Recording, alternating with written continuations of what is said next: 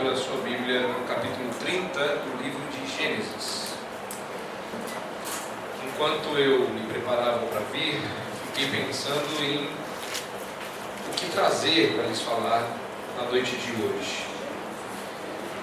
E trouxe um conjunto de mensagens. E enquanto eu pensava, me ocorreu que não seria bom nós mudarmos de assunto, não é? Estivemos falando sobre o lar segundo Deus, e eu gostaria então de encerrar a minha jornada nesta terra tão desconhecida para mim.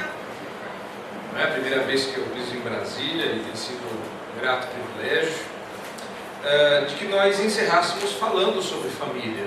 E eu queria lhes falar sobre uma família que tem um trato razoavelmente incomum.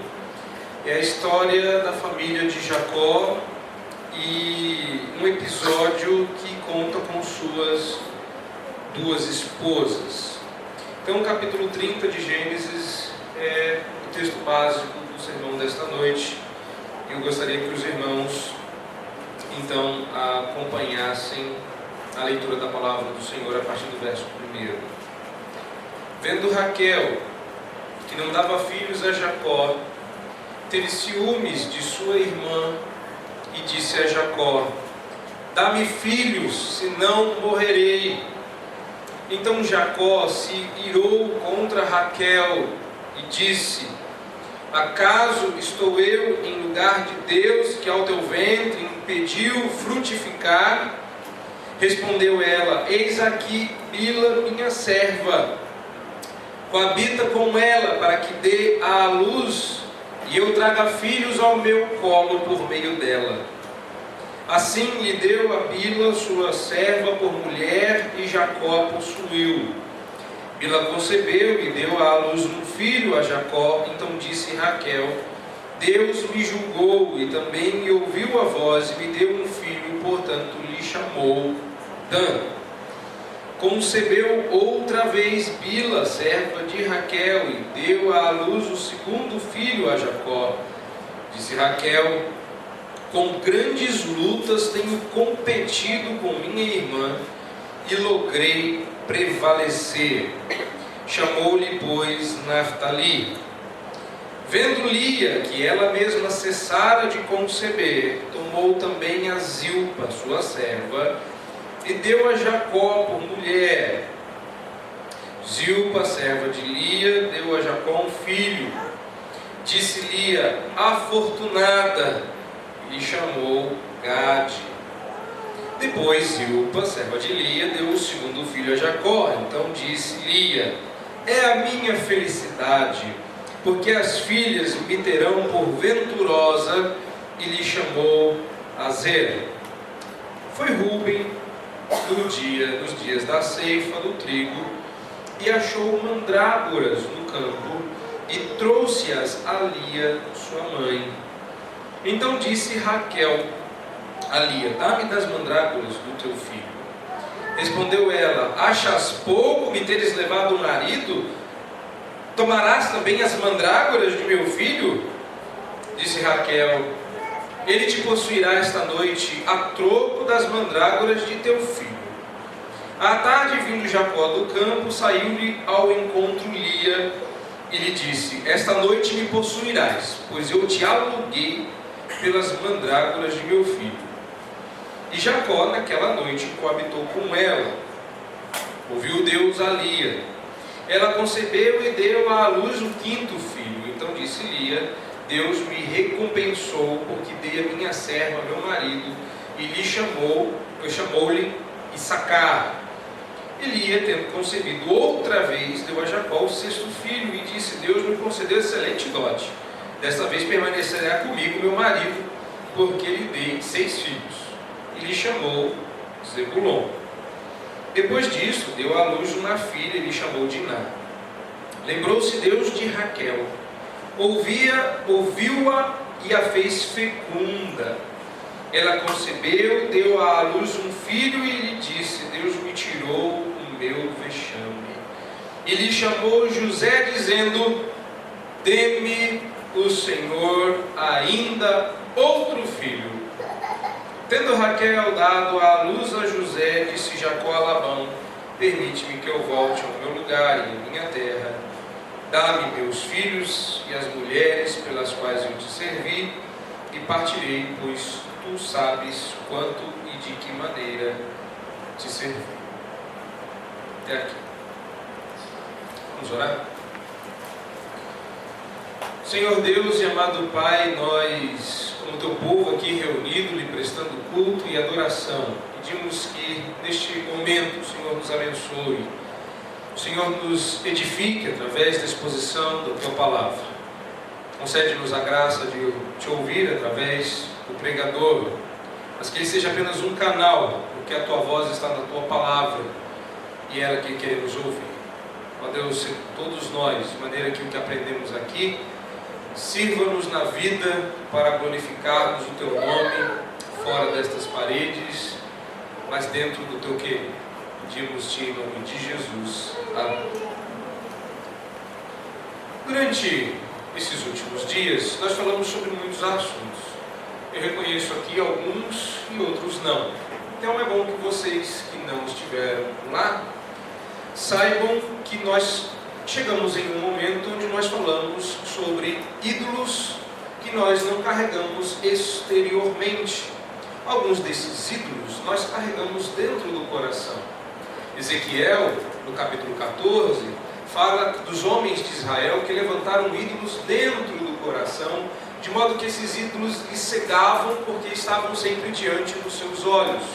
E Deus disse que não falaria com os homens de Israel senão conforme os ídolos, porque Deus não lhes falaria, sendo que eles não se desfizessem, a menos que eles se desfizessem de seus ídolos. Deus estava irado com o seu povo e manda Ezequiel pronunciar-lhes palavras de juízo. Mas a ideia de idolatria, ela é muito mais abrangente do que ídolos físicos diante dos quais nós nos ajoelhamos. Nós já falamos sobre isso. E o conceito está em alguns textos chaves nas Escrituras, mas exemplos nós temos em todos os lugares. Então, visto que falamos sobre família, falamos sobre ídolos, falamos sobre a dinâmica da aprendizagem em casa, da vida de imitação, falamos sobre o que as crianças precisam saber, faltou um estudo de caso. Faltou mostrar na prática como os ídolos dentro de casa podem transformar a sua vida num verdadeiro inferno. Lutero dizia que os não crentes vivem dois infernos, um agora e outro depois que morrem. Os crentes não precisam viver o segundo inferno, obviamente, porque Cristo lhes pagou o preço de pecado e vamos para o céu. Mas alguns cristãos parecem desejar experimentar o primeiro dos infernos e ter uma vida familiar nesta terra que é menor ou menos do que aceitável. Ou seja, querem ser felizes, mas de fato não são. E se acomodam numa vida de tristeza, sofrimento, dores, como se essa fosse a vida. Afinal de contas, casamento não é um negócio tão bom assim, vida em casa não é um negócio tão bom assim, mas a vida é assim, não é perfeita, porque não somos perfeitos. E alguns poucos sabem que a razão para isso não é a vida, nem o pecado, mas os ídolos do lar. Eles são um problema. O que Deus quer que a gente faça com os ídolos? Deus não quer que a gente os retire gentilmente. Deus quer que a gente os exploda, imploda, destrua, jogue fora, acabe com eles. Porque tão impiedosamente quanto os seus ídolos não terão qualquer dó ou misericórdia de fazer o mesmo com a sua vida familiar. E é exatamente o que está acontecendo aqui no capítulo 30 de Gênesis. Aliás, mantenha a sua Bíblia aberta aqui, porque nós vamos dar uma olhada nesse texto um pouco mais devagar. Então, o que você está vendo aqui? Bom, a coisa já não está certa, nós já sabemos disso. Posteriormente, muitos anos depois, Jesus vai nos dizer que o correto é que um homem case com uma só mulher.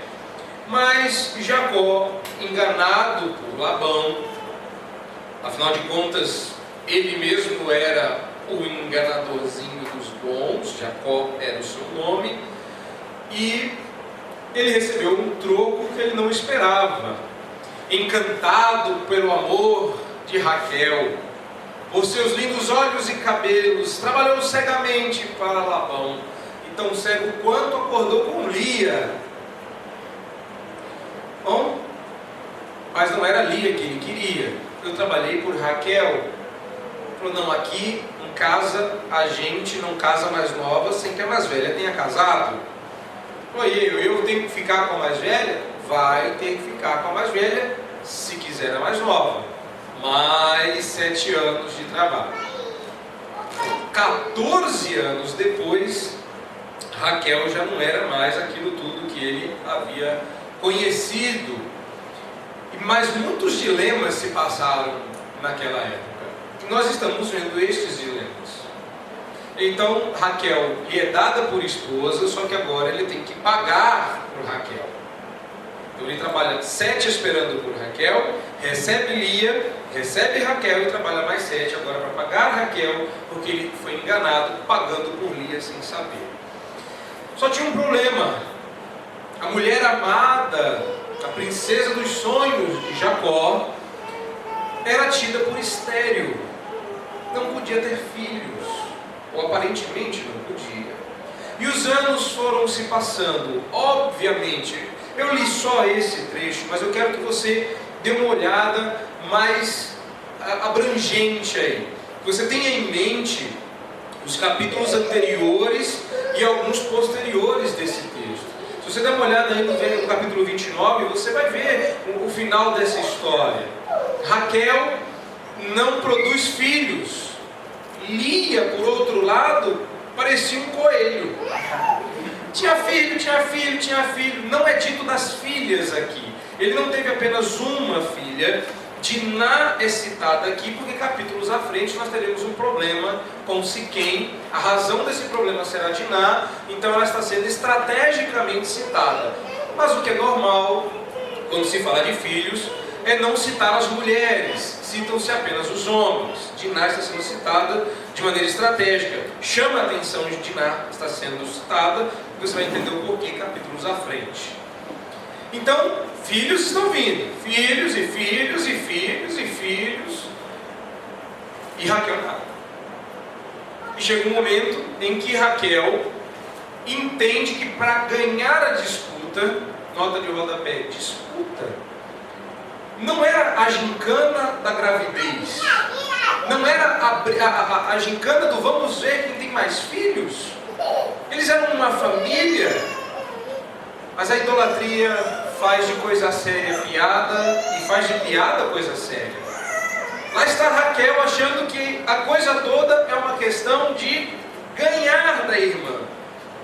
Era costume, se você observar desde o capítulo 29, aí nos últimos versículos, que cada vez que se nascia um filho, algo a respeito dele era dito e um nome que abreviasse essa ideia era dado à criança. E alguns nomes são dados muito especificamente aqui. Então, Raquel é tida por estéril, no verso 31 do capítulo 29, você pode conferir aí, ao passo que Lia está concebendo um filho após o outro. Então Raquel reclama com Jacó, e quando ela tem um filho através de sua serva, no verso 5, esse filho aí aparece, e ela disse, Deus me julgou e também me ouviu a voz e me deu um filho. Mas quando nasce o segundo, Raquel mostra o coração. Verso 6, então disse, verso 8, perdão, com grandes lutas tenho competido com a minha irmã e estou ganhando. Bastaria Raquel ter um filho para Jacó esquecer a vida, mas ela não estava satisfeita. Ela não estava satisfeita. E o final dessa história é ainda mais grotesco, é ainda mais deprimente. Anos se passando, um filho. Porque veja, um filho, só um filho, é quase um ano. Já para dizer, um ano tem 12 meses. 9 vão na gravidez. 40 dias não pode depois da gravidez. Até engravidar de novo, já entrou no outro ano. Então os anos estão se passando, Ele trabalharia por 7, ia estar dando o 6º filho. Façam as contas. Então, os anos se passam e finalmente, no final deste relato, Raquel, por misericórdia do Senhor, diz que Deus, ali no verso 22, se lembrou de Raquel e misericordiosamente lhe concedeu um filho. Imaginem a cena. Estou recontando a história por enquanto. Imaginem a cena. Durante anos essa mulher vem sonhando em ter um filho. Vê a irmã, põe barriga, tira barriga, põe barriga, tira barriga. Um filho depois do outro. E ela lá, quando vem o meu, quando vem o meu? Apresenta a serva começa a conceber. Vamos lá, quase empatando. Segura, vamos lá, Bíblia. Aí Lia fala assim: não vou perder isso não. Dá Zilpa, e Zilpa começa a ter bebê. Daqui a pouco Lia volta a ter bebê. Fala, meu Deus do céu, só ela não tem filhos. De repente Deus vai ser gracioso. Raquel já está se amargurando. Os anos estão se passando. Deus olha com graça, concede a ela. O bebê esperado, o bebê sonhado, vem, ela fica grávida, o bebê vai nascer, está na hora da mamãe dizer aquela frase que vai dar o nome para o bebê. E ela diz assim: nasceu, Raquel, finalmente o seu filho. O que você vai dizer? Quero mais um. É desconcertante o que ela diz, verso 24: e lhe chamou José dizendo: dê meu Senhor ainda outro filho. Curioso, não é? Era de se esperar que essa mulher desse graças a Deus e ficasse satisfeita. Obrigado, Senhor, aqui está o meu filho, obrigado, o Senhor me atendeu. Ela falou: aqui está o seu filho, valeu, mais um. Próximo. Raquel, quanto tempo você esperou para ter esse? Sim, bastante. O próximo. Você percebe na Raquel uma sensibilidade digna de imitação. O que acontece aqui? Contei-lhes um pouco dessa história, mas vou guardar a melhor parte para o final. O que eu quero mostrar para vocês é que a história de Raquel, Lia e Jacó mostram como nós facilmente tornamos coisas boas o nosso bem supremo e fazemos dessas coisas o nosso ídolo. Como eu faço para descobrir isso? Simples. Raquel nos dá a dica. E a partir disso aqui, nós podemos observar as demais coisas. Diz Raquel, no começo do capítulo 30, que Jacó era o responsável pela sua esterilidade. Mas olhe como Raquel diz isso de uma maneira tão profunda. Dá para quase sentir a dor de Raquel.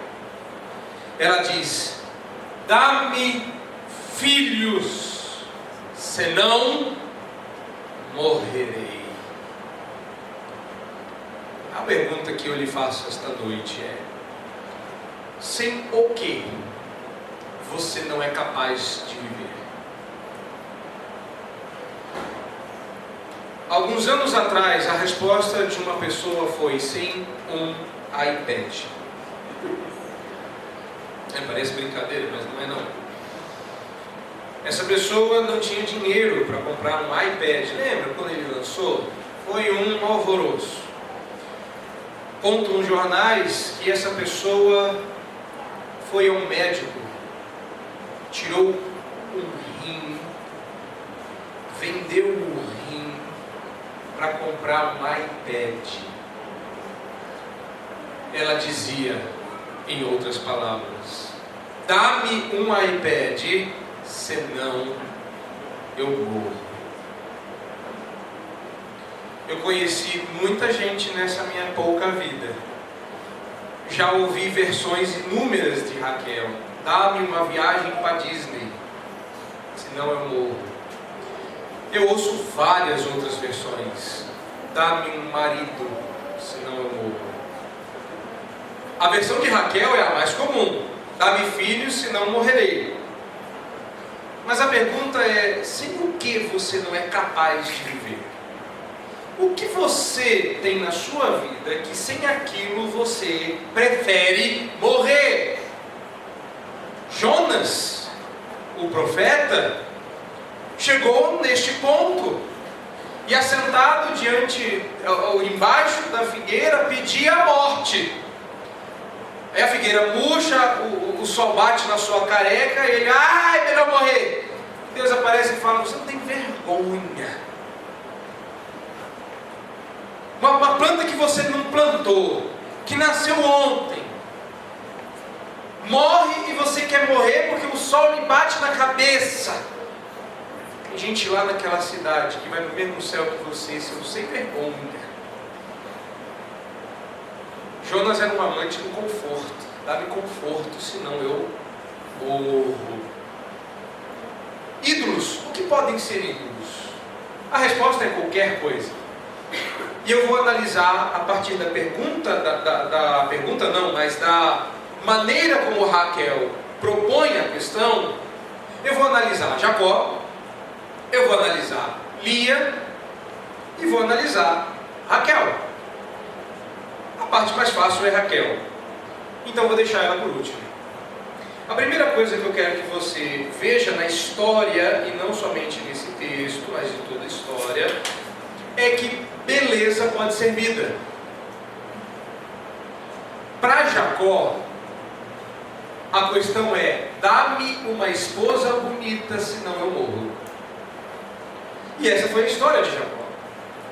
Jacó conheceu Raquel linda, jeitosa. Mas quando ele acorda naquela manhã do 7º ano e dá de cara com a vesga, a coisa não ficou boa. Alguém já me disse assim: pastor, ninguém sabe o que são olhos baços, por que o senhor fica falando que é vesga? Porque eu acho que é a coisa mais horripilante você acordar. Porque assim, Raquel era linda. Lia não disse nada de Lia, a não ser que ela tinha os olhos baços. O que é isso? Olhos caídos, vesga, tinha remela, o que era? Ninguém sabe o que é. Mas o que se sabe é que Jacó olhou para Lia e falou: Deus me livre, quero Raquel. E quando Deus, olhando para aquilo, falou: isso é injustiça, você não está entendendo. Uma esposa, claro, tem que ser agradável aos olhos, mas muito mais ao coração. Você deve procurar um cônjuge cristão, não um cônjuge bonito. Nem todo mundo que é bonito é crente, mas todo crente pode ficar bonito. A prova está aqui. Mas todo crente pode ficar bonito potencialmente, certo? E quem não é fisicamente, disso dá-se jeito. Até porque todo mundo já foi bonito um dia, e todo mundo um dia fica como nós. Mais lindos? Não. Em algum lugar você vai encontrar um espelho por aqui, eu recomendo uma visita. Beleza não é vida. Não interessa o quanto vocês já tenham sido lindos ou sejam hoje, beleza não é vida. Ela passa. Hoje mesmo, uma senhora que estava conosco no acampamento disse isso. Ela disse: eu pego a minha foto de quando eu era nova e me olho no espelho e digo: essa moça da foto não sou eu. Se esse tempo não chegou para você, chegará. O tempo passa. Mas para Jacó, beleza é vida. Nós usamos o texto, não sei como já foi usado na história de vocês, mas nós usamos o texto para falar romanticamente. Jacó amava Raquel, Jacó está apaixonado por ela, e ele vai topar trabalhar por ela por 7 anos, isso é tão bonito, isso é tão romântico, olhem esse amor. Eu olho para isso e falo, olhem esse idólatra. Para ele beleza é vida, e ele vai trabalhar 7 anos para ter a mulher que ele considera linda, e não se tocou que das duas, Raquel era a mais idólatra. Ela escondia debaixo da saia ídolos para não ser pega. Ela roubou, depois desse texto, é só você continuar lendo. Ela roubou os ídolos do pai e escondeu debaixo da saia. E quando eles estavam saindo, Labão dá falta do ídolo, pergunta onde está, entra na tenda, é um vexame. E quando ele vai revistar Raquel, ela diz, eu estou naqueles dias. E homens não tocavam mulheres por causa do sangue. E ela foi embora com ídolos escondidos debaixo da saia, entre as pernas, diz as Escrituras. Raquel era uma idólatra. Jacó não estava nem aí. Ela é idólatra, mas ela é linda. Ela não é crente, mas ela é linda. Ela não gosta muito de Deus, mas ela é linda. Tem tanta gente, se é que vocês não ensinaram os seus filhos, quer dizendo, quer por exemplo, que a maneira mais correta de se escolher um cônjuge é pelo critério de Jacó. Beleza. O critério não é este. Caso você queira saber qual é o critério correto para se escolher um cônjuge, seria dos crentes o que mais lhe agradar aos olhos. Mas o primeiro critério é o cristianismo. Para Jacó, beleza era vida, e ele se entregou à beleza de Raquel. O vazio interior de Jacó o tornou vulnerável à idolatria do amor romântico, e a constatação desse desejo governando a vida deste homem está no verso 20 do capítulo 29. É só você dar uma olhada lá. Porque a Bíblia diz que para Jacó estes anos lhe pareceram como poucos dias. Tem gente que não sente falta de rim, mas sente falta de iPad. Jacó não sentiu falta de 7 anos porque estava cego. O romantismo aparente é uma indicação de devoção. Jacó é um idólatra, e a idolatria de Jacó era a beleza. Um idólatra apaixonado. Uma outra prova que eu quero que você veja é o seguinte, o verso seguinte, tá? O verso seguinte diz assim: disse Jacó a Labão, estou lendo o verso 21, capítulo 29. Dá-me minha mulher, pois já venceu o prazo para que eu me case com ela. Tá, normal, não é justo? Não é. É porque você não lê o hebraico. Se você tivesse a oportunidade de ler o hebraico, os pastores podem fazê-lo, o seminarista no futuro poderá. Se você tivesse a oportunidade de ler o hebraico, você leria o que exatamente Jacó disse, e não é bonito. Jacó fala de maneira crua, gráfica e sexual as razões pelas quais ele deseja Raquel. Cruamente falando, tentando manter o bom nível que o púlpito nos exige, Jacó disse a Labão: dá-me minha mulher, pois já venceu o prazo e eu quero me deitar com ela. Só que ele disse isso com um verbo rasgado. Ele disse: eu quero. Preencha com a sua mente poluída com ela, lá dentro da minha tenda, nós dois. Agora pense você, o que é você criar sua filha, sua princesa, sua coisa linda, e vem um descarado de um Jacó e diz assim: me dá o que é meu, me dá sua filha por esposa, que eu estou doido pra. E ele diz o que ele quer fazer. Jacó está cego, louco, apaixonado, e ainda chamam isso de amor, ainda chamam isso de romance. Jacó era um romântico incurável, apaixonado. Se ele for do tipo do Roberto Carlos, eles dois iriam se encontrar no mesmo lugar. É que Jacó se arrependeu dos seus pecados.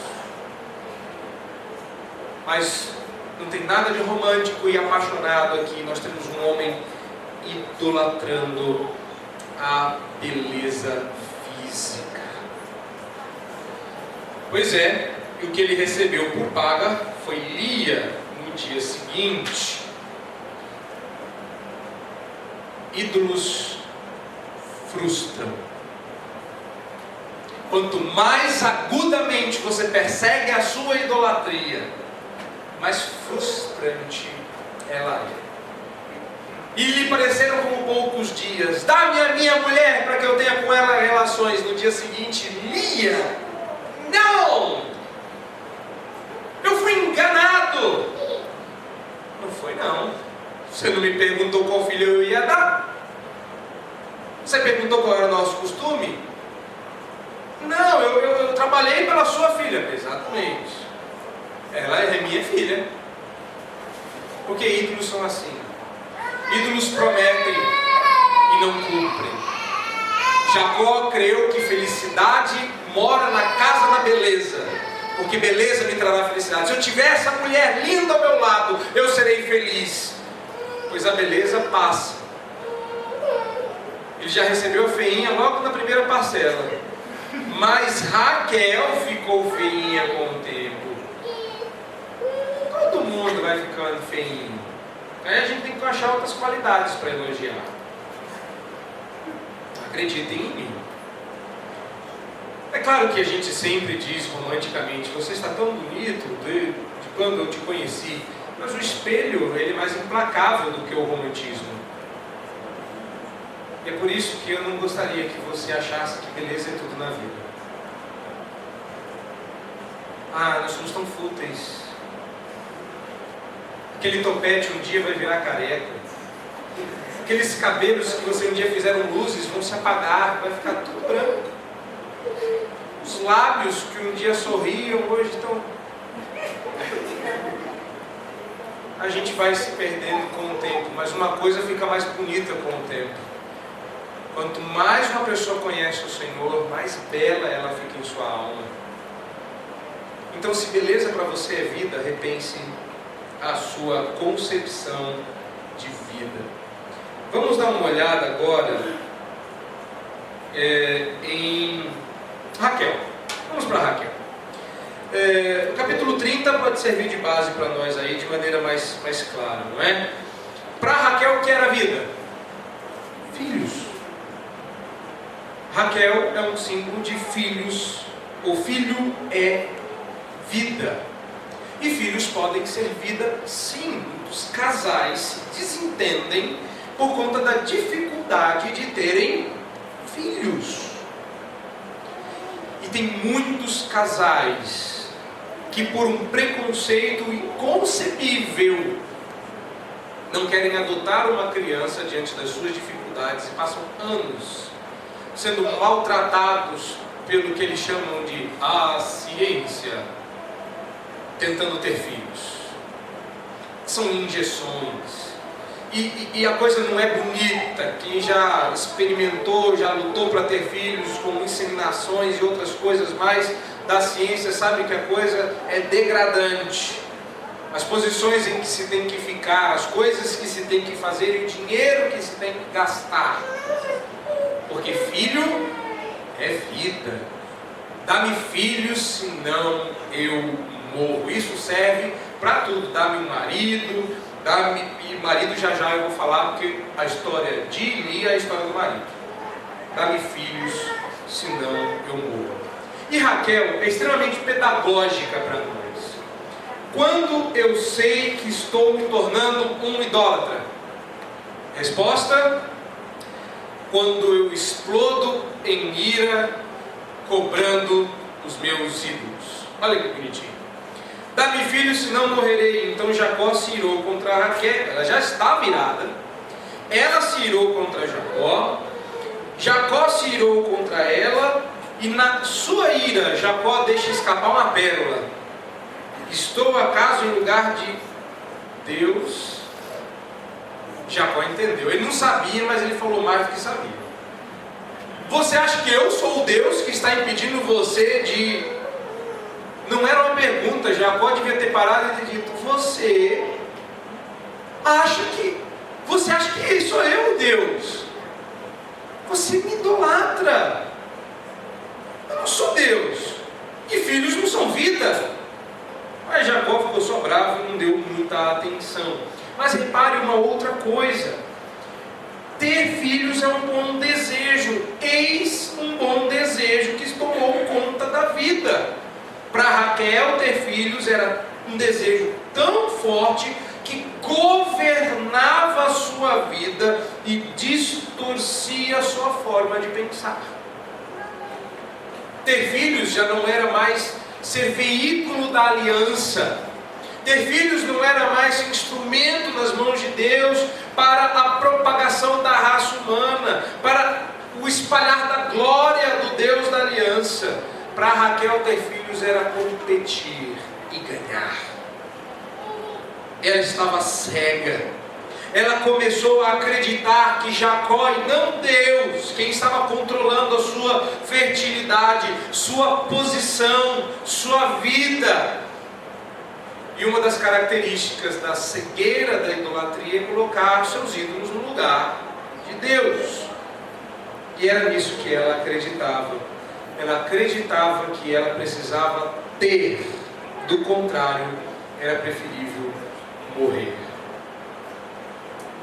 Raquel é uma lição e tanto para nós. A ira de Raquel explodiu contra o Deus errado. Você já reparou como a gente faz isso em casa? Eu me lembro certa feita que eu falei o que ia despedir para deixar vocês no suspense. Em São Paulo costumava chover.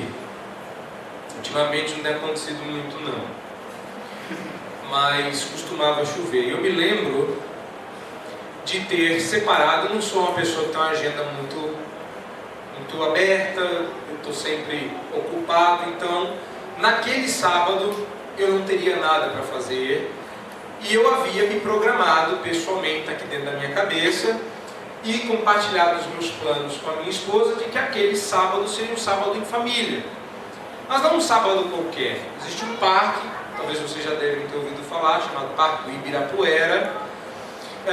E nós iríamos viajar quantos dias fossem necessários para chegar no Ibirapuera, porque sábado era o dia de passar o dia no Ibirapuera. Íamos andar de patins, de bicicleta, fazer piquenique, viver a vida feliz de família. Então nós nos preparamos a semana toda, eu e o Sanciano, e eu vou falando: vamos ao barco, nós vamos, filha, você vai andar de bicicleta, hein? Vai preparando aí, vai aquecendo o joelho. É terça-feira, mas já fica aquecida, preparado. Já põe o capacete na quarta. E vamos, porque sábado vai sem Ibirapuera. E eu orando, e sexta-feira vamos dormir amanhã em Ibirapuera, hein? E dormir e tal. Quando a gente acordou, aquela nuvem. Eu falei: mas vamos chegar antes da chuva. E aquele corre para botar tudo no carro. Foi a gente começar a sair, a chuva começar a descer. Minha esposa falou: não vamos. Aí a chuva deu uma trégua, a gente entrou no carro. Quando a gente saiu do carro, a chuva começou, mas aí ela começou de vez. E a gente no carro. E eu bravo, eu irritado. E eu já não sabia mais o que fazer. Estava dando patada na família, coisa na sombra. Minha esposa num rompante de piedade, graças ao bom Deus, vira para mim e fala: eu acho que você está brigando com a pessoa errada. Você está bravo porque está chovendo e você sabe muito bem com quem você está bravo, e não é comigo.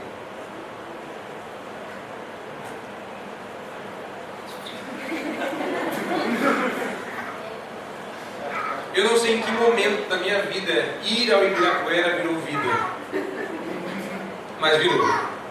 E naquele momento eu não conseguia mais falar, porque eu não tinha coragem de dizer que eu estava bravo com Deus por Ele ter mandado a chuva e estragado os meus planos, porque cá para nós os meus planos perfeitos, minha hora é perfeita. eu sei o que é melhor para mim. E então eu brigava com a minha esposa, porque talvez se ela não tivesse, sei lá, feito qualquer coisa, a chuva não teria caído na minha cabeça, louca.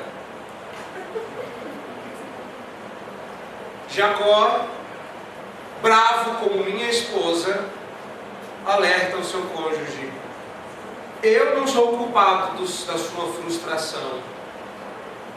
Você está brincando com o Deus errado. Mas é isso que a gente faz em casa. Em algum momento, jantar vira vida.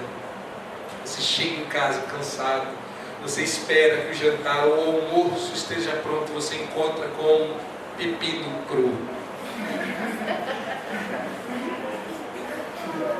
Cadê o almoço, querida? Ah, não deu tempo de preparar. Aí você pensa: como assim? Como assim? O rei chegou e o almoço não está pronto. Porque em algum momento no caminho, no trajeto de casa, do trabalho para casa, almoçar é viver. E já que não tem almoço, eu prefiro morrer. Para Raquel, filhos são vida. Olha, filho também pode ser vida para você, tome cuidado. Pois é, estamos aqui, olhando para um texto escrito por Moisés, mostrando que a fecundidade de Lia era devida a Deus, que faz com que a gente conclua que a de Raquel e sua infertilidade também. Mas claro que Deus, que controlava a fecundidade das duas, não podia atribuir esse feito a Jacó. Então ele resolve dar a ela um filho. E aí está uma característica da idolatria: nunca fica satisfeito. Se Jacó se frustrou, fica claro que Raquel não se satisfez.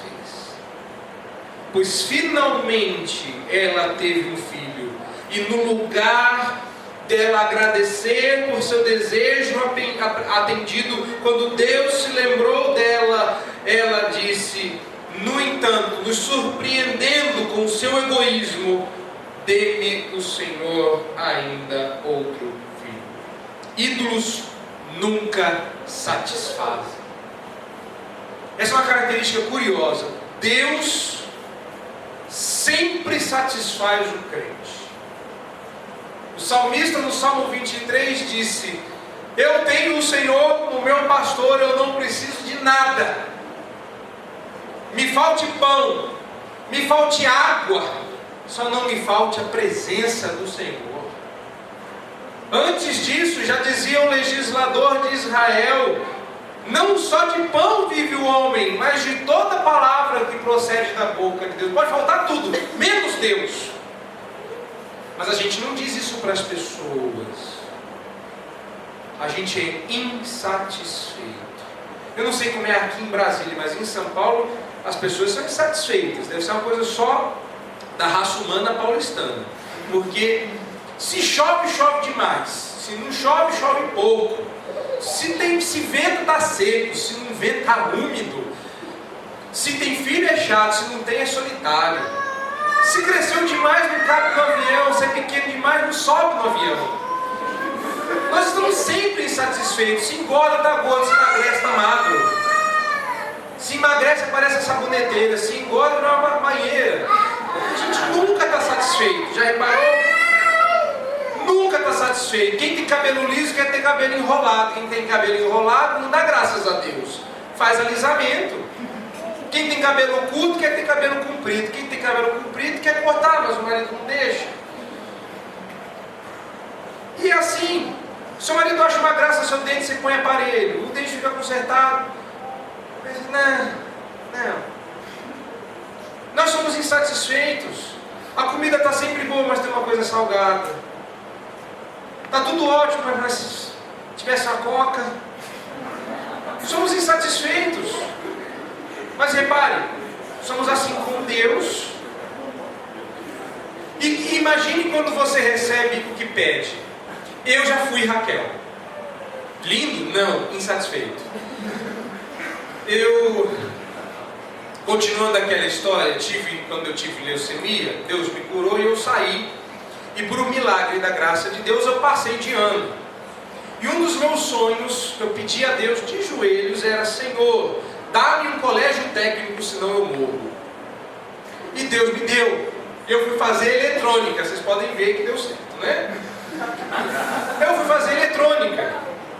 Durante anos, especificamente naqueles meses, eu pedia ardorosamente: Senhor, eu estou com leucemia, eu estou morrendo, eu só não posso morrer antes de fazer eletrônica.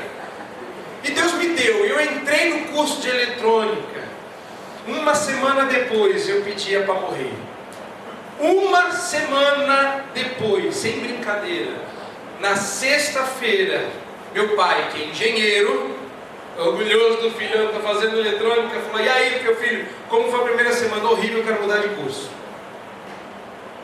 Eu tentei de todos os jeitos, não consegui, e amarguei 3 longos, terríveis e tristes anos fazendo eletrônica. O que eu pedi não era o que eu queria. Eu estava arrependido, frustrado, absolutamente insatisfeito. Porque em algum momento, vocês repararam que eu sou meio idólatra, né? Eu já idolatrei o Ibirapuera, todas as idolatrias saindo aqui. Mas eu fui reparando nisso. E eu, claro, tenho ídolos que ainda luto contra eles, que atrapalham a minha vida no lar, mas lá estava eu, insatisfeito. Deus havia me dado o que eu havia pedido, e eu não estava com o coração cheio. Já recebeu alguma coisa, já ganhou alguma coisa que você queria muito, e quando você recebeu, você parecia cachorro depois que acha a roda, não sabe o que fazer com aquilo? Ah, recebi, que bom. Acabou. É isso aí. E não há satisfação. Porque ídolos não satisfazem. E Raquel deixou isso evidente. O nosso último exemplo é Lia. E ainda é possível ver no capítulo 30 como Lia também tinha o seu ídolo. Mas por que eu deixei Lia para o fim? Porque Lia vai me servir para 2 coisas. A primeira delas é que Lia é um exemplo de que amor conjugal é vida. Lia era a esposa, mas o que Lia não tinha e Raquel tinha, Lia queria. Olha que irônico, não é? O que Lia tinha, filhos, Raquel queria, filhos. Lia tinha tudo que Raquel queria, mas não era o que ela queria. O que Lia queria era o que Raquel tinha, Jacó. E eu quero o amor de Jacó. E em um determinado momento fica claro que este é o ídolo de Lia. Quando acontece esse exemplo aqui no verso 14, uma leve interrupção, Rúben acha no campo mandrágoras. Mandrágoras são umas raízes esquisitas que na época de Jacó eram tidas por... como é que fala? Quando você come aquilo e fica grávido. Era tido como algo que deixa você fértil, afrodisíaco. Então, eles achavam esse negócio afrodisíaco. E Rúben tentou ajudar a mamãe. Mamãe não está tendo filho mais. E ele está vendo que a briga está ficando dura com Raquel e Bila. E Zilpa não era Lia. Então Rúben acha mandrágoras e leva para a mamãe. Diz o verso 14, observe aí, trouxe-as a Lia, sua mãe.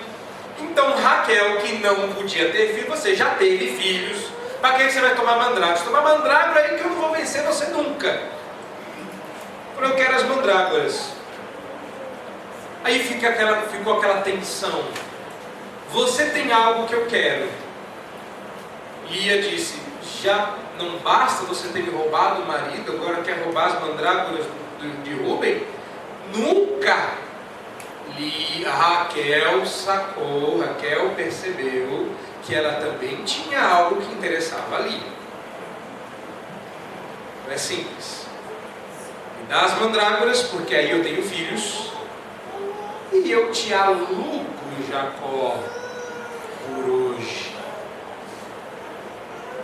Você fica lendo essa história e fala assim, que família! Que família! Porque se não bastasse a proposta indecente,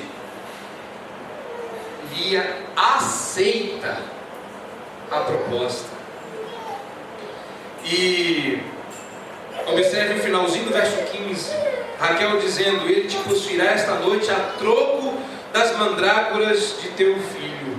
E vindo à tarde Jacó do campo, Lia sai ao seu encontro e diz: esta noite me possuirás, pois eu te aluguei pelas mandrágoras de meu filho.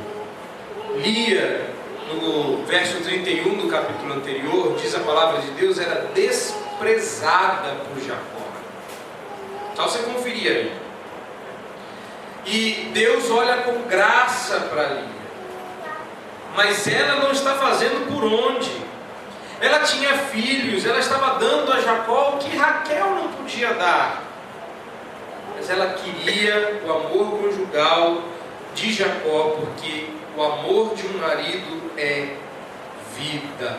Repare, não estou dizendo que você deva desistir de ser amado pelo seu marido, nem que você não deva amar a sua esposa. Estou dizendo que isso não é vida. O Senhor está me dizendo que é possível viver sem o amor do meu marido? Sim, eu acho que estou dizendo isso, sim. Porque tem uma coisa sem a qual você não consegue viver, e esta coisa não é o seu marido, não é a sua esposa. Hoje, ou ontem, eu já não lembro mais, contei a história de uma moça que havia rompido o seu relacionamento com um rapaz que ela dizia amar loucamente, e o conselheiro bíblico mostrava a ela que aquilo não era a vida. Ele falou sobre Cristo, ele falou sobre a redenção, e ela termina o aconselhamento perguntando: de que me vale tudo isso? De que me vale Cristo se eu não tenho namorado? A gente acha que isso está tão distante da nossa vida.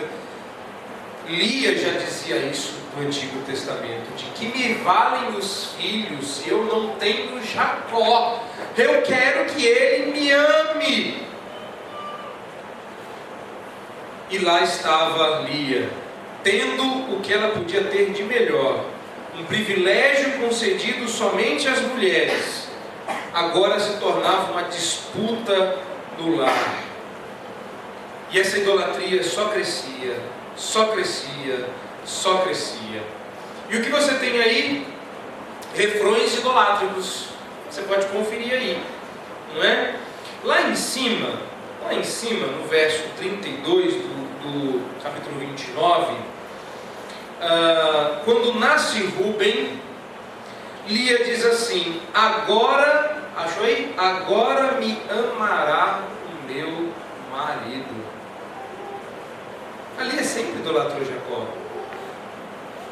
A gente descobre aqui que quando aquele rapazinho chegou, bonitinho, espadaúdo, chamando a atenção, Lia gostou dele. Só que ele só tinha olhos para Raquel. Então, quando o pai tramou contra Jacó, Lia curtiu. Tô nessa.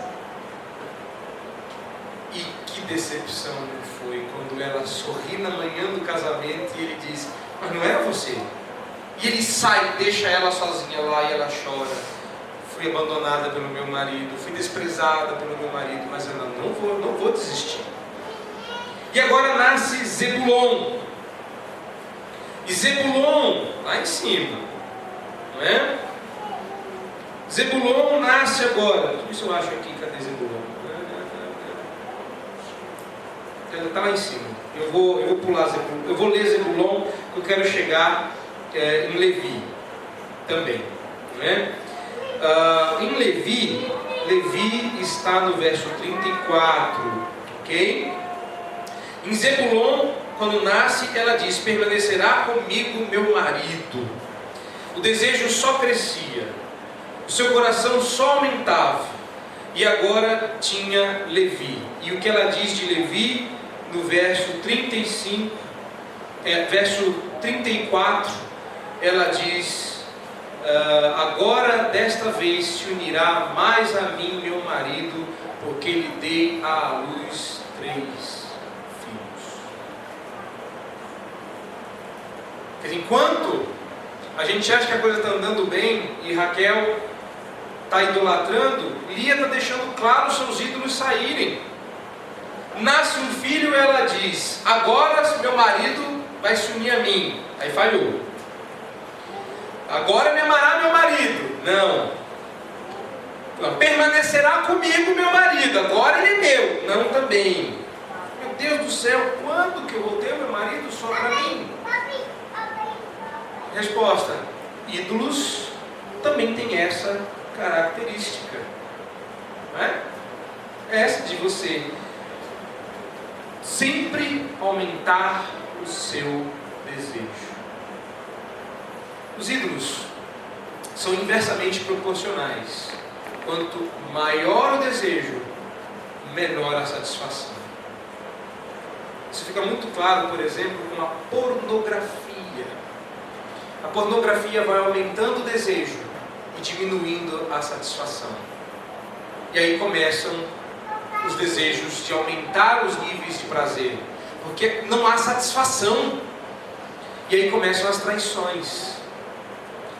Comida também tem esse poder quando se torna um ídolo.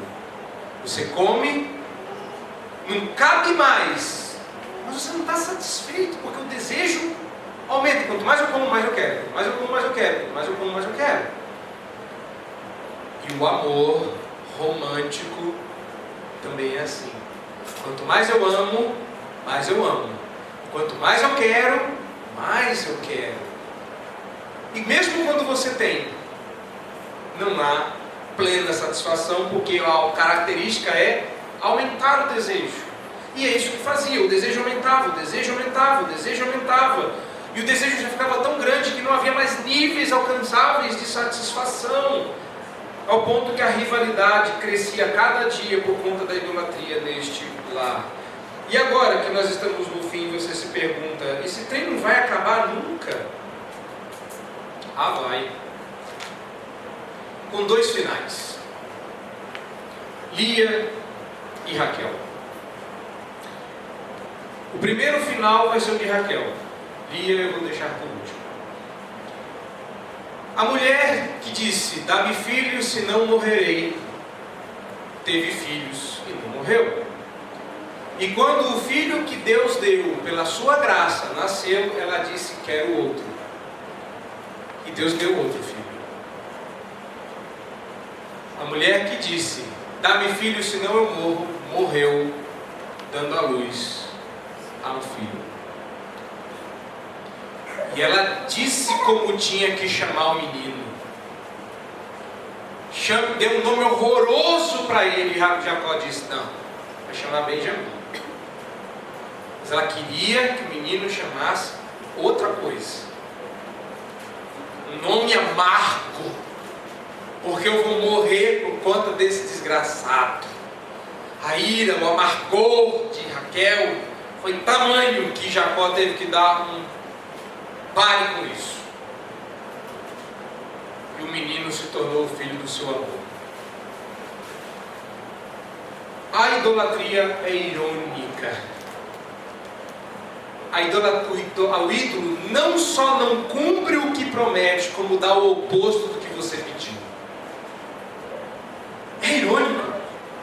O ídolo promete vida e entrega morte. O promete felicidade e entrega tristeza. Promete satisfação e só aumenta o desejo. Há uma ironia na idolatria. Não é doce. E que nós não percebemos, que é uma coisa louca na nossa experiência. Como não perceber a ironia da idolatria? Não percebemos. Isaías, se referindo a essa ironia da idolatria, do capítulo 1, diz: Israel é deixado como choça na vinha, como palhoça do pepinal, os estranhos comem o alimento na sua frente, no seu prato, na sua mesa, e não se faz nada. Nós não percebemos essa ironia, mas ela está presente, porque a idolatria é irônica. Ela não só não dá o que você pede, como lhe devolve o oposto. Dá-me filhos, senão eu morro. Não, vou te dar a morte, não filhos. Porque a idolatria é assim. Qualquer coisa que você tomar que não for Deus para adorar, vai trabalhar com você de maneira irônica. Há muitas ironias aqui. Observe que há uma ironia sutil no caso da mandrágora. E Raquel queria ter filhos com Jacó. E ela aluga o marido porque sabe que Lia não vai ter filhos. E ela fica grávida. Que ironia. Tudo que Raquel não queria aconteceu. Lia teve filho. E 2, um depois do outro. Pois é. E o pior, aproveitando-se disso, agora sim voltei a ter filhos. Nem todos os filhos do mundo foram suficientes para ganhar o amor de Jacó. Beleza não é vida. Filhos não é vida. Amor conjugal não é vida. Lá em cima, verso 35 do capítulo 29, nós descobrimos o que é vida. De novo concebeu e deu à luz um filho, então disse: esta vez louvarei o Senhor. Agora, olha o nome do filho que foi o único de todos que Lia parou e disse: dessa vez eu vou fazer diferente, dessa vez eu vou variar. Dessa vez eu vou louvar o Senhor. Olha diferente dessa vez. Qual é o nome do único filho que Lia resolve louvar o Senhor? Judá. E vocês não acham uma coincidência que Judá tenha sido o galho através do qual o Messias veio? Desta linhagem, dessa árvore genealógica, que o leão vem da tribo de Judá e que o cetro nunca se apartaria da casa de Judá. Mas não é uma coincidência? Ou será que na providência do Senhor, o único filho que foi lembrado para louvar a Deus se tornou o que Deus escolheu desde a eternidade para ser um instrumento dele na redenção do povo? Tá, não entendi. O que é vida? Simples. Cristo é vida. Cristo é vida. Beleza não é vida, dinheiro não é vida, saúde não é vida. Não existe vida sem Cristo. A idolatria de Lia pode ser constatada várias vezes depois, mas quando ela concebe Judá, ela louva o Deus da aliança. Repare no verso 35. Se a sua Bíblia for uma dessas convencionais, Senhor vai estar com todas as letras em maiúsculo. Acertei? Pois é, essa maneira da Bíblia em português identificar o nome ou o tetragrama sagrado, que quando colocado vogais soa como Yahvé, carinhosamente chamado em português também de Javé, mas o que vocês têm aí é o nome do Deus da aliança. E quando falamos de aliança, falamos de redenção, falamos da semente do filho que viria para pisar a cabeça da serpente, do ungido do Senhor. Estamos falando do ungido da aliança, do Messias. Estamos falando de Cristo. Estamos falando daquele que realmente trouxe vida, rompeu o véu da idolatria e nos mostrou o conhecimento de Deus. Este que diferencial foi tão marcante e importante que dele veio o Rei, dele veio o Messias, e lá está ele em Mateus, na genealogia de Jesus Cristo. Ele foi o canal usado pela graça de Deus para manifestar ao mundo o amor redentor do Senhor. Com Judá, nós aprendemos que Cristo é vida. Se você não tem emprego, Cristo é vida. Se você não tem saúde, Cristo é vida. Se você não tem filhos, Cristo é vida. Se você não tem marido, Cristo é vida. Se você não tem esposa, Cristo é vida. Se você não tem nada, Cristo é vida. Se você tiver tudo, Cristo ainda é vida. Cristo é insubstituível. O resto nós podemos perder e podemos ter. E é por isso que Paulo diz: aprendi a viver contente em toda e qualquer situação. Já tive e já não tive. Mas o que nunca mudou é o que me dá forças para passar por isso. Não é o estar bem, mas é o ter Cristo. Pergunta com a qual eu encerro esta noite é: o que você tem colocado na sua vida que no lugar de Cristo se tornou a própria vida? É simples. Algumas perguntas não têm respostas diferentes. Lembra no começo? O que é que você, sem o que, não pode viver? O que é que você quer, deseja tanto, que sem isso você prefere a morte? Só existe uma resposta: Cristo Jesus. Se você deu outra resposta, você descobriu o seu ídolo. E se você descobriu o seu ídolo, acabe com ele. Não esconda debaixo da sua saia. Não esconda debaixo da sela do seu cavalo. Não enterre dentro da sua tenda. Jogue fora. Abandone. Cristo é vida. Toda a vida. Ele disse isso: eu sou o caminho, a verdade e a vida. A resposta é Jesus. E isso aqui não é chavão, é verdade. Todos esses personagens, quando encontraram essa verdade, encontraram a vida. O que eu posso dizer para encerrar é que no dia que você encontrar Cristo, você vai encontrar a sua vida. Não a dele, a sua. A sua vida está em Cristo. Ele é vida. Que Deus te dê a bênção de entender isso, viver isso, experimentar isso e levar isso para dentro da sua casa. Quando Cristo é a vida da família, a família vive, não sobrevive, não se tolera, não tenta passar pela crise. A gente vive, porque Cristo é tudo em todos. E um dia isso será tão pleno, tão claro e tão constante, que fará com que esse tempo que nós passamos aqui lutando para viver a vida com Cristo tenha sido apenas uma breve passagem. Que o dia da volta gloriosa do Redentor venha logo. Maranata, vem, Senhor Jesus.